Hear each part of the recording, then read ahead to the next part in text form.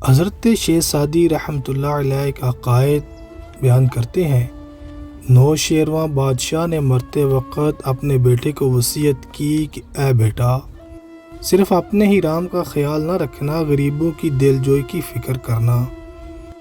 اگر تو اپنے ہی رام کی فکر میں رہا تو پھر تیرے ملک میں کوئی بھی رام نہیں کر سکے گا۔ کوئی عقل مند اس بات کو جائز نہیں سمجھتا کہ چرواہا سویا رہے اور بکریاں بھیڑیے کے سپرد کر دے۔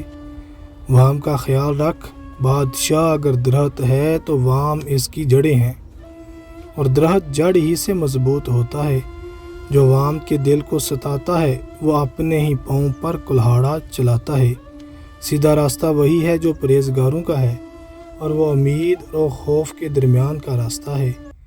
جو بادشاہ چاہتا ہے میرے ملک کو نقصان نہ پہنچے، وہ مخلوق کو ستانا کبھی پسند نہیں کرے گا۔ اگر کسی بادشاہ میں یہ صفت نہیں تو اس کے ملک میں امن کہاں؟ خوشحالی اس ملک میں نہیں آتی جہاں کی مخلوق بادشاہ کے ہاتھوں تنگ ہو۔ طاقتوروں سے ڈرنے کی بجائے ان سے ڈر جو اللہ سے نہیں ڈرتے۔ رعایا کو ستانے والا خواب ہی میں ملک کے اندر امن دیکھ سکتا ہے۔ ظلم سے خرابی اور بدنامی ہوتی ہے۔ عوام کو ظلم سے نہ مار، کیونکہ وہی تو حکومت کی پشت بنا ہوتی ہے۔ اپنے فائدے کے لیے کسان کو نہ ستا، کیونکہ مزدور خوش دل ہوگا، کام زیادہ کرے گا۔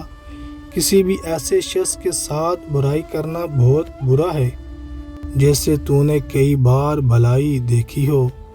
پس حکمران عوام کا خیر خواہ ہوگا تو لوگ بدل جائیں گے، پھر اس کے جسم و جان سے اطاعت کریں گے، بلکہ اس کی کامیابی اور درازی عمر کے لیے دعا گو ہوں گے، ورنہ سامنے خوشامد کریں گے اور پیچھے گالیاں دیں گے۔